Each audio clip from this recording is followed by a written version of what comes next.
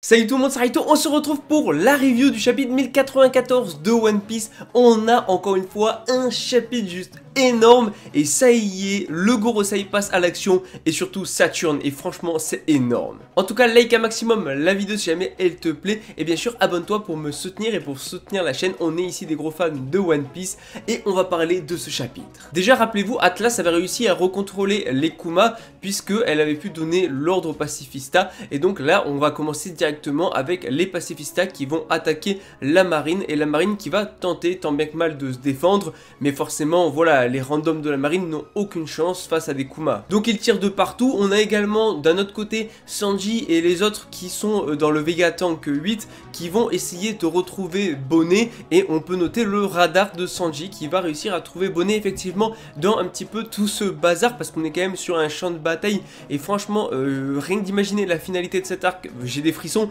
parce que je sens que ça va être un truc juste énorme qu'on va avoir, qu'on va nous balancer et rien qu'avec la fin du chapitre on peut s'attendre à du très lourd, mais en tout cas Bonnet va aussi un petit peu combattre dans le chapitre, puisque dans le chapitre Bonnet va utiliser une nouvelle attaque qui est Near Death Experience. Je sais pas si c'est expérience de mort imminente ou un truc comme ça, mais il faudra voir la traduction en français, mais ce qui est sûr c'est que Bonnet va l'utiliser directement sur les marines.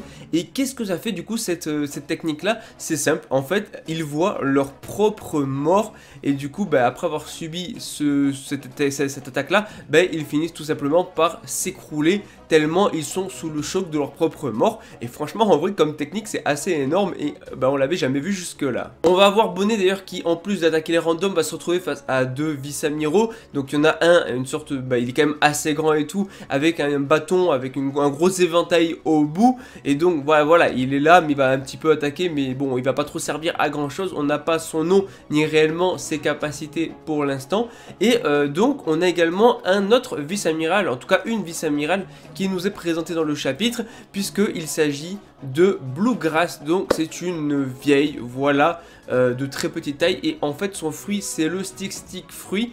Donc si j'ai bien compris, elle peut chevaucher donc du coup ce qu'elle veut, elle peut chevaucher quelqu'un et tout simplement en prendre le contrôle. Et donc en l'occurrence là elle a chevauché un des pacifistas, donc elle en prend le contrôle. Bonnet ne va pas pouvoir trop réagir. En plus de ça, on rappelle que Kuma à la base est son père, donc elle est un petit peu bloquée. Heureusement Sanji va arriver pour la sauver, et donc vu qu'ils ne peuvent pas participer trop au combat pour l'instant, voilà, il va récupérer Bonnet, ils vont partir directement, voilà, ils vont regagner le Vegatank plutôt, ils vont se mettre à l'abri pour l'instant du moins et circuler sur une route de nuages pour essayer de partir au plus vite parce qu'on est clairement en pleine bataille, en pleine guerre. Donc en fait il n'y a pas trop le choix, faut se barrer là, vraiment c'est pas en fait genre Luffy et les autres et tout qui doivent combattre et tout, vraiment leur unique but c'est de partir le plus vite possible parce qu'il y a beaucoup trop d'ennemis puissants sur cette île, beaucoup trop d'ennemis tout court j'ai envie de dire. Donc vraiment on n'est pas sur une vraie bataille où chaque camp veut à tout prix battre l'autre, tout simplement parce que c'est pas du tout l'objectif de Luffy et des autres. Sinon on va retourner sur le combat Luffy-Kizaru. Là je vais avoir pas mal de choses à dire et on va dire les termes ici, on va dire les termes. Donc déjà le combat continue, mais encore une fois comme le dit Kizaru, il peut pas rester éternellement à affronter Luffy puisqu'il a une mission, c'est de s'en prendre, enfin de tuer Vegapunk. Et pour ce faire il peut pas perdre son temps avec Luffy, et donc effectivement Luffy est fort en face, Luffy est un empereur, donc il pourra jamais combattre à la fois Luffy et en même temps s'occuper de sa mission, c'est impossible. Il y a des chances que Vegapunk du coup s'enfuit. Donc Kizaru, pour éviter que Vegapunk parte, il va directement laisser tomber le combat, il va foncer sur Vegapunk et il va attaquer la route de nuages, ce qui va faire que le Vegatank va tomber directement. Donc voilà, très intéressant en tout cas. Et même au niveau du combat on a des choses pas mal entre Luffy et Kizaru, puisque Luffy va utiliser une technique qu'il n'avait pas utilisée je crois, c'est le White Star Gun, et donc il va frapper directement à la tête Kizaru.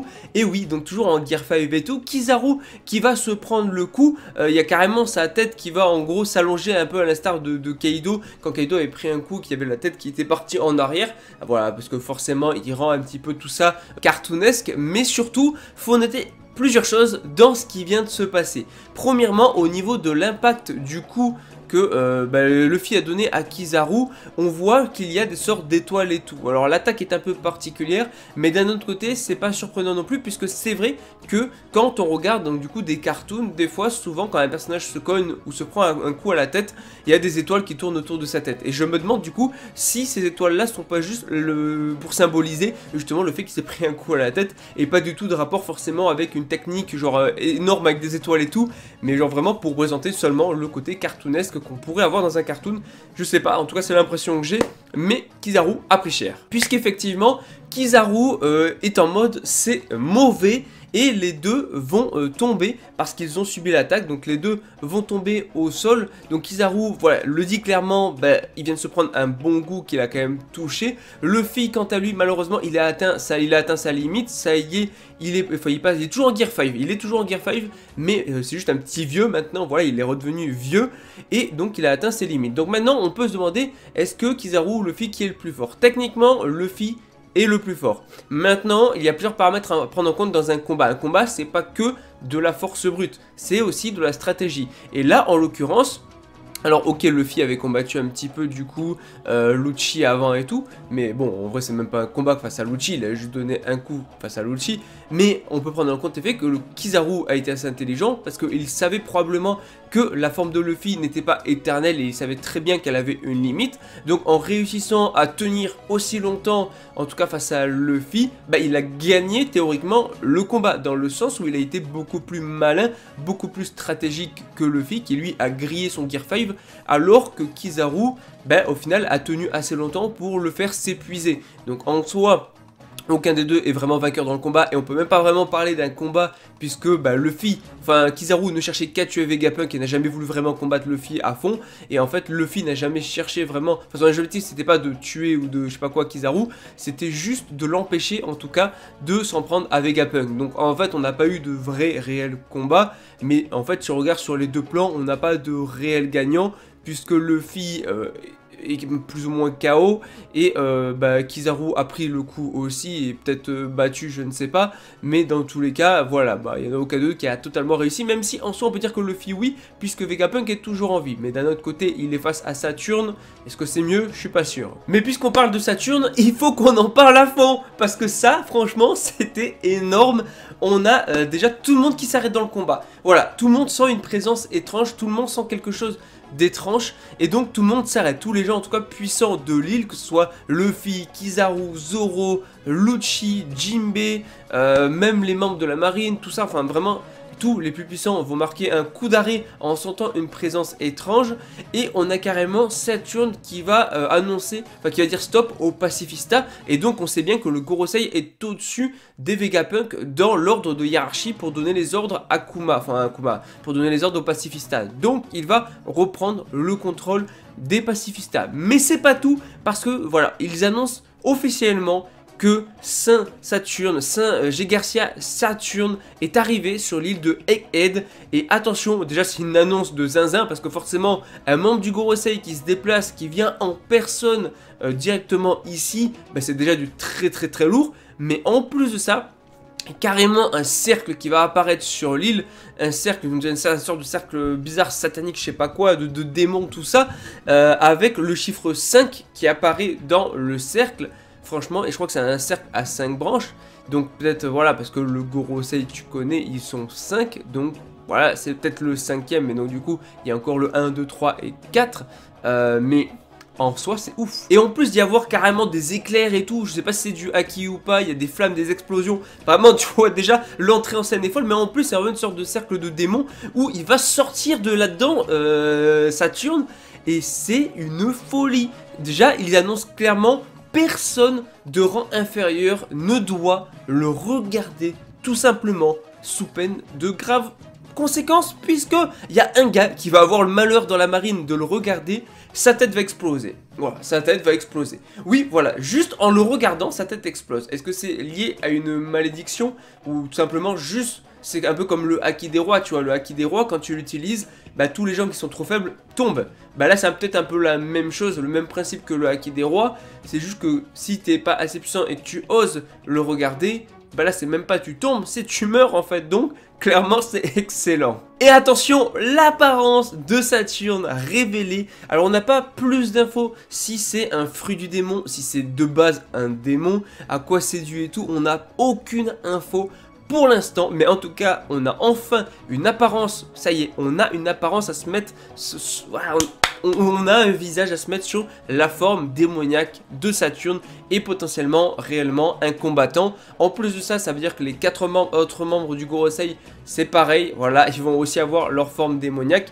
Donc déjà, on dirait au bas du corps, une sorte d'araignée déjà assez stylée et tout, avec la barbe genre super longue, les 2 cornes en mode démon et tout. Enfin non, vraiment, il rend super bien une sorte de un nuage noir autour là, et c'est la barbe en mode nuage blanc un petit peu autour du cou. Bref, il est juste fou, il est monstrueux son design, et c'est le cas de le dire, monstrueux dans le sens il est incroyable, mais monstrueux dans le sens c'est littéralement une sorte de démon. Et le pire dans tout ça, non seulement c'est excellent, mais en plus je rappelle que Kizaru avait détruit la roue de nuages, et donc que le Vegapunk était tombé, et il est tombé pile devant Saturne. Donc Vegapunk, Bonnet, Franky, tout ça, ils sont Sanji et tout, ils sont devant Saturne. Et en plus, Bonnet qui d'un coup se lance sur Saturne, elle plante Saturne, Saturne qui d'ailleurs va saigner. Là, il faut qu'on en parle. A-t-il le level Yonko? A-t-il le level Amiral? Quel level a-t-il? Pour l'instant, on n'a pas vu combattre, mais des gens vont dire qu'il a un level frauduleux puisque Bonnet a réussi à le blesser. Bon, d'un autre côté, il a été surpris. Et de deux, bah après, ça peut être lié au fait que c'est Bonnet aussi. Même s'il a été surpris, ça peut être lié au fait que c'est Bonnet. On rappelle qu'il ne veut pas tuer Bonnet, qu'il accorde... Voilà, il laisse Bonnet s'échapper si elle veut. Mais surtout Bonnet qui semble avoir entendu quelqu'un un petit peu forcer Vegapunk, en tout cas dans le fait d'enlever la conscience totale de Kuma. Et donc ça pourrait être très bien le Gorosei et donc peut-être Saturne dans ce flashback qu'on n'a pas encore eu pour l'instant. Il nous manque des informations qui je pense seront croustillantes.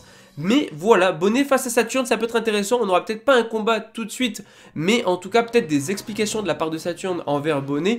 Et surtout, quand il voit Luffy tomber en Gear 5 en vieux, en petit vieillard, il dit Nika, 3 petits points. Ben oui, tout simplement parce qu'on le sait, il s'agit de Nika, le dieu du soleil. Il s'agit du Ito Ito no Mi modèle Nika. Et oui, on a eu toutes ces révélations et donc franchement la fin de l'arc, je sais pas ce qui va se passer. Est-ce que ça va être un truc mondial où genre tout le monde va en parler parce qu'un membre du Gorosei va être tué soit par l'équipage de Luffy, mais eux après ils tuent pas forcément, mais ça peut être un coup de Barbe Noire aussi, un coup de traître d'un membre de l'équipage de Barbe Noire qui est là. On rappelle, il y a le bateau de Barbe Noire, donc peut-être ça en fait le réel incident c'est la mort d'un membre du Gorosei et en l'occurrence de Saturne. Et franchement, ça serait une dinguerie. J'ai hâte de voir du coup si ça arrive les réactions des autres membres du Gorosei et tout. Et oui, des chevaliers divins, tout ça aussi, parce qu'on les a pas trop vus si ce n'est un seul. Mais franchement, masterclass, juste masterclass. Franchement, le chapitre, on va conclure là-dessus, était un banger absolu.